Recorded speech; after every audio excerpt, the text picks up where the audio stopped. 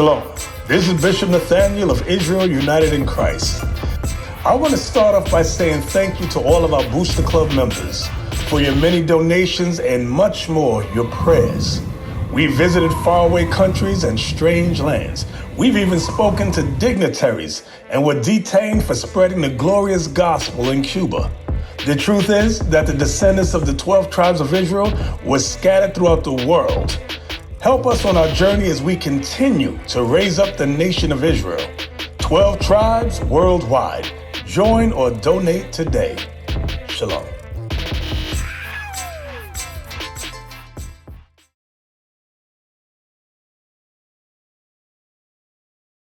Take a look at this side. You see right here, on this left side, you got the names that God gave the children of Israel.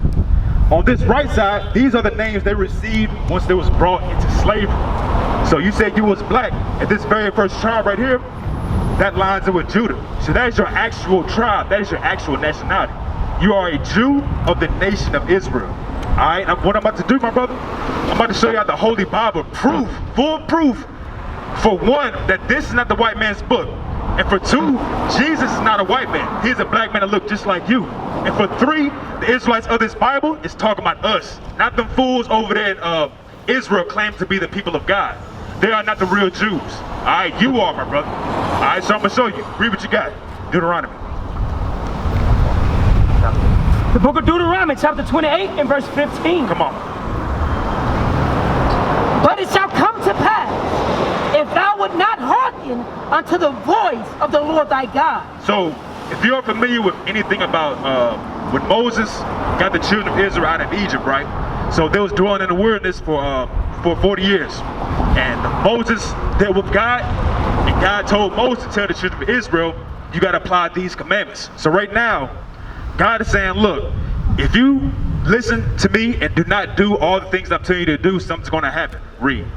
To observe, to do all his commandments. Come on. And his statutes which I command thee this day, that all these curses shall come upon thee and overtake thee. So question one, is a curse, is that a good thing?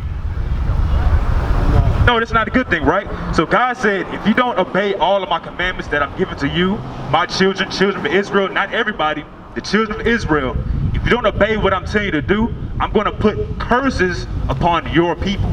All right, give me verse 37. Verse 37. And thou shalt become an astonishment, and a proverb, and a byword. So what I said a moment ago, God said we will become a byword. I just asked you a moment ago, you said you would consider yourself to be black, right?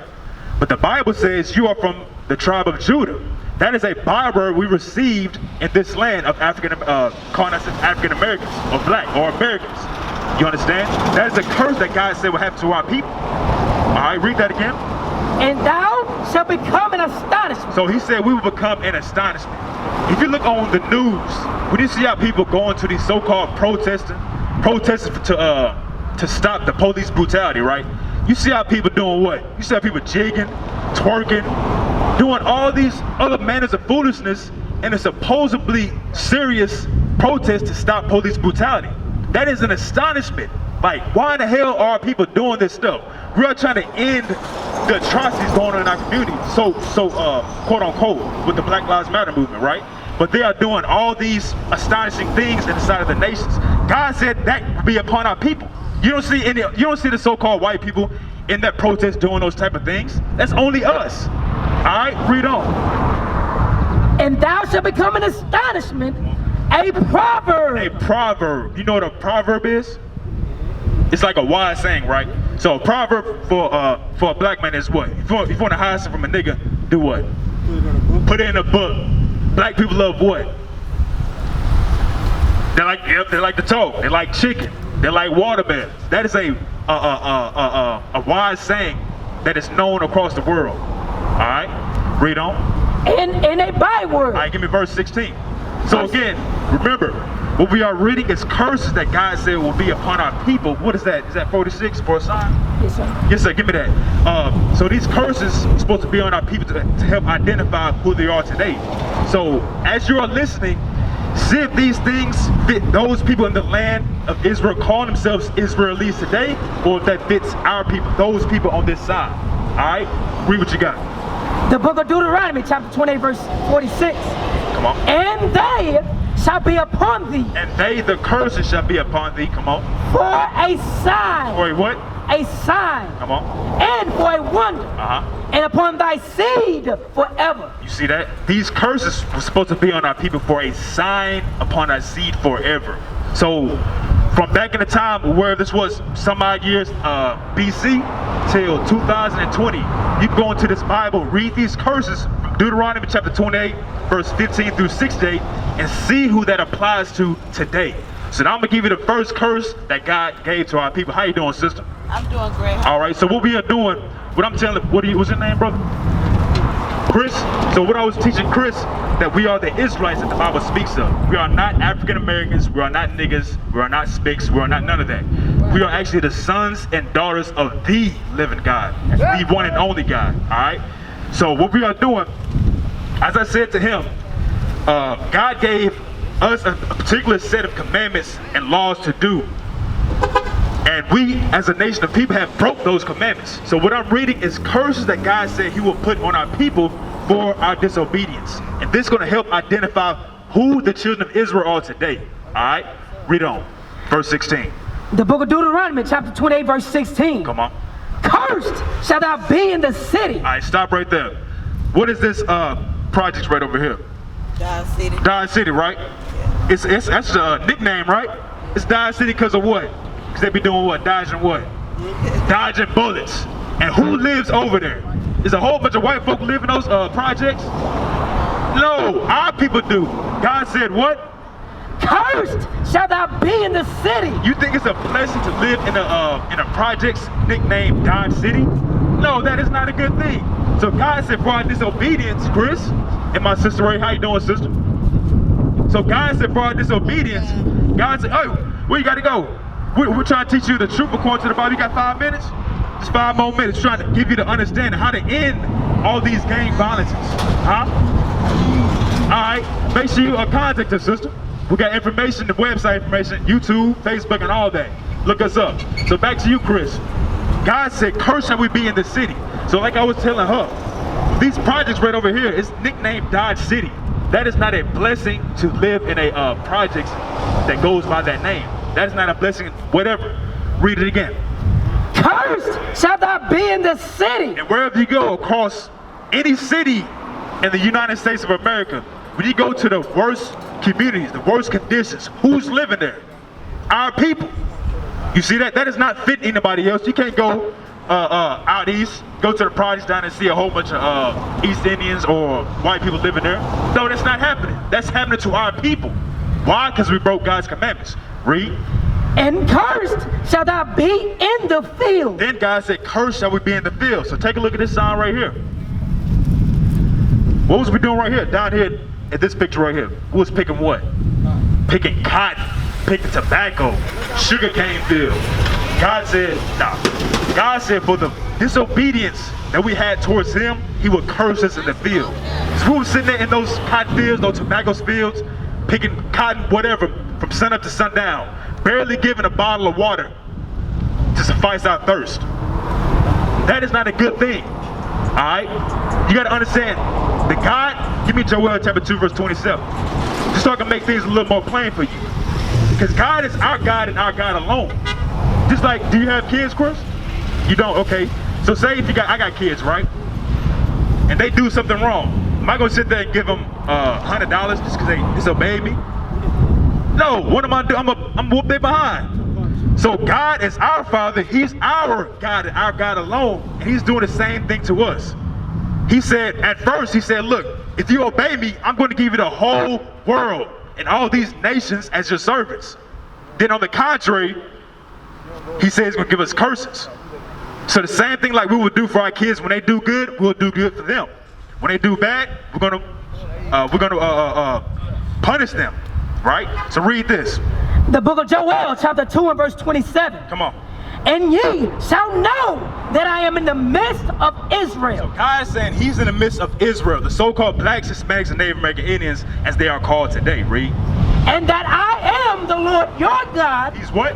Your God. Come on. And none else. Did you hear that, Chris? This is in the Holy Bible, the same book that they got in that church right down there. But I guarantee you, you will not hear that scripture being brought out. God said he's the God of the Israelites and none else. He's your God, Chris, and nobody else's. You understand? So now go back to Deuteronomy 28. Give me verse 32. The book of Deuteronomy, chapter 28, verse 32. So this is more proof to you so-called blacks and Hispanics that you are the sons and daughters of God. Read. Thy sons and thy daughters shall be given unto another people. So when did that happen to us, Chris? Huh? You said what? About 400-500 years ago. Did that happen to anybody else? Was anybody else's sons and daughters given to another race of people? No, that did not happen to nobody else. Read on. And thine eyes shall look and fail with longing for them all the day long. And when they took our children away from us, we had nothing to do. All we could do was cry, saying, please, Master, don't take them away from me. Finish this verse off. And there shall be no might in thine hand. And we had no type of military might, no type of economical might to go and get our children back. That's even going on today. That's not only talking about back in 1619, back in 1492. That's talking about 2020 as well. Because why? You got CPS, you got DHS, right? If they deem you as being an unfit parent, what are they gonna do? They're gonna snatch your kids up and put them in a foster home. And more than likely, that foster home is gonna be owned by a white person. There's not many black foster parents out there. Now there's some, but it's nowhere near the amount that it is of these other nations. All right, read that again. Thy sons and thy daughters shall be given unto another people. Come on. And thine eyes shall look and fill with longing for them all the day long. So now give me verse 47. Verse 47. Come on.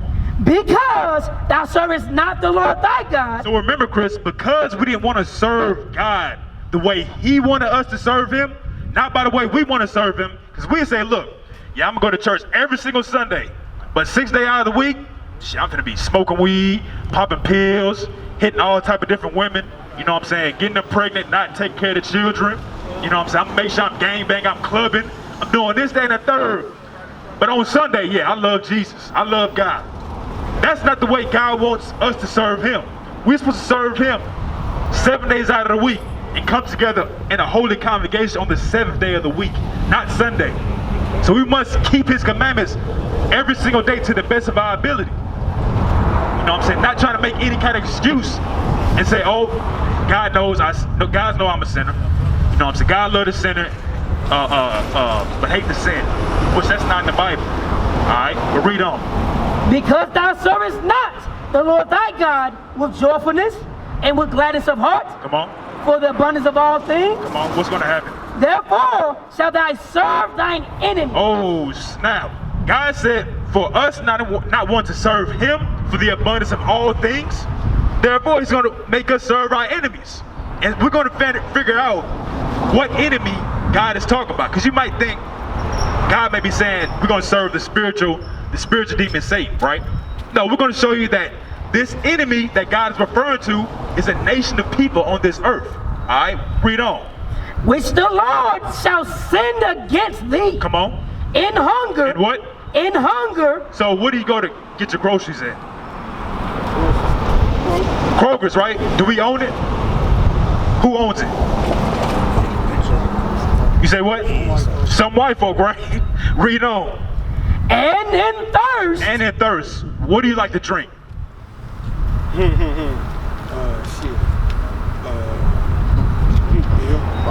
Beer. Okay, what kind of beer? Budweiser? Alright, you know damn well we don't own no Budweiser.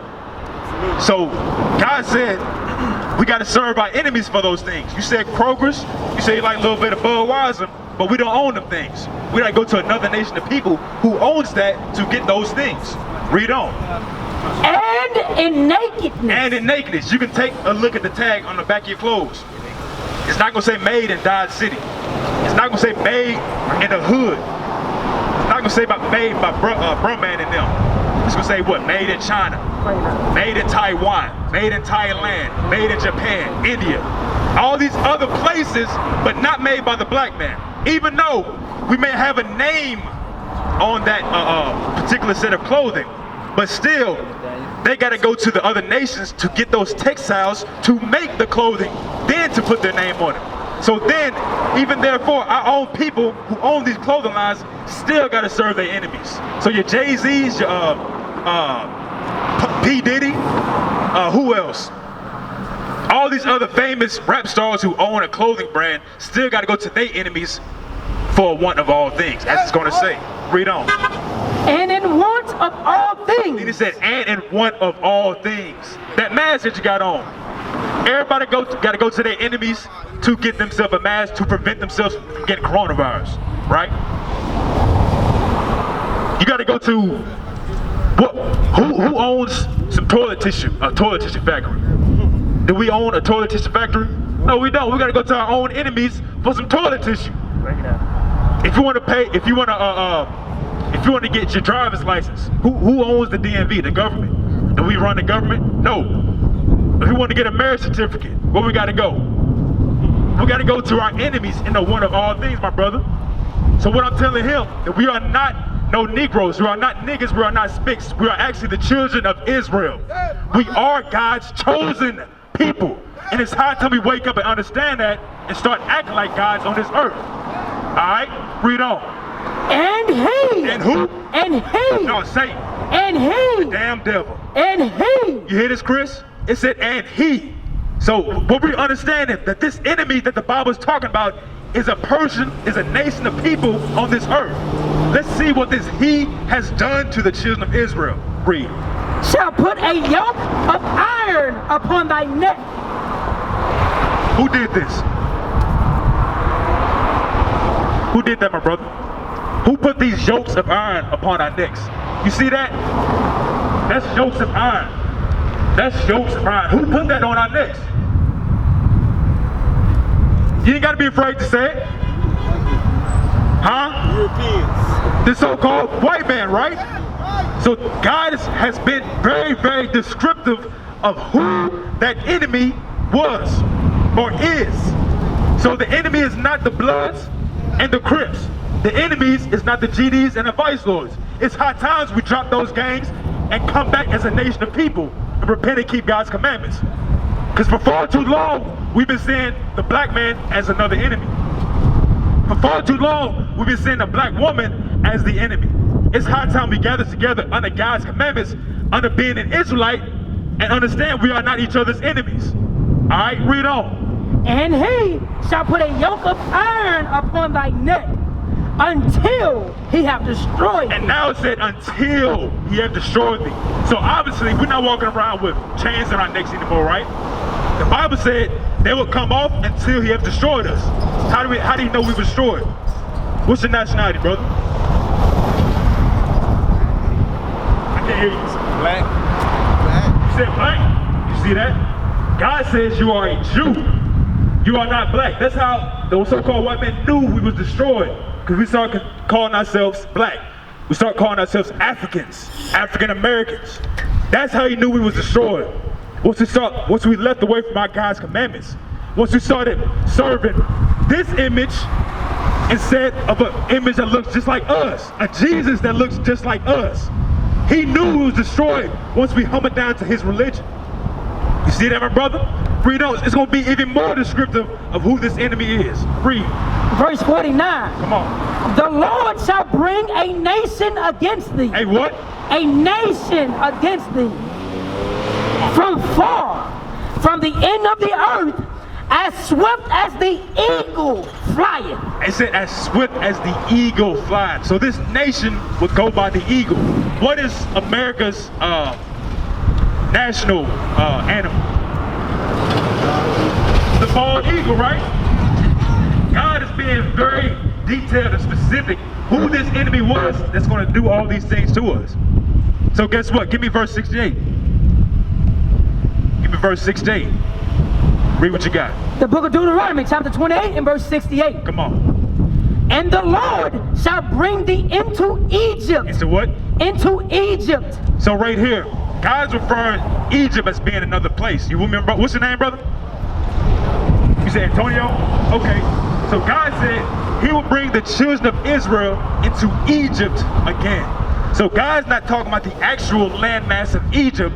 He is using that word as being something synonymous with something else. We're going to show you out the Holy Bible. Read what you got. Exodus chapter 20 and verse 2. How you doing, my brother? How you doing? All praises. I am the Lord thy God, which have brought thee out of the land of Egypt, out of the house of bondage. You see that? God says Egypt is referring to the house of bondage. All right, so go back to Deuteronomy 28 and 68. The book of Deuteronomy chapter 28 verse 68. Come on. And the Lord shall bring thee into Egypt. Or what? The house of bondage or slavery. So my brother, I didn't get your name. What's your name, brother? Jay. So what we is doing, we're teaching him that we are not blacks, we are not African Americans. We are actually the sons and daughters of God. Actually, we are the Israelites. You understand? That's right. We are not no niggas, we are not no spics. So that has to get out of your mind. The next time the so-called white man asks you who you are, you're gonna say you're an Israelite. You're not black, you're not African American. Because if he sees you say that, he says, I still got these niggas in check. You understand? Right. So until we come back to who we really are, that's the time these tides are gonna turn all the way back around. Instead of them being in power, we will be in power. We used to scream black power while Heron was pushed. But at the end of the day, nothing's in vain. IUIC has been given a vision. The tents of Judah has risen. Many has attempted the mission, minor murmuring, omitting, and missing the mark. Just reading that he had the flame of fire in his eyes gave us the spark. We on Paul's mission. We out on the road, purple and gold, from Mexico, Cuba, Haiti, Ghana, Sierra Leone. 144,000 boots banging, concrete crackling. These are our men repented at heart. The scriptures is proof. IUIC, we deliver the truth.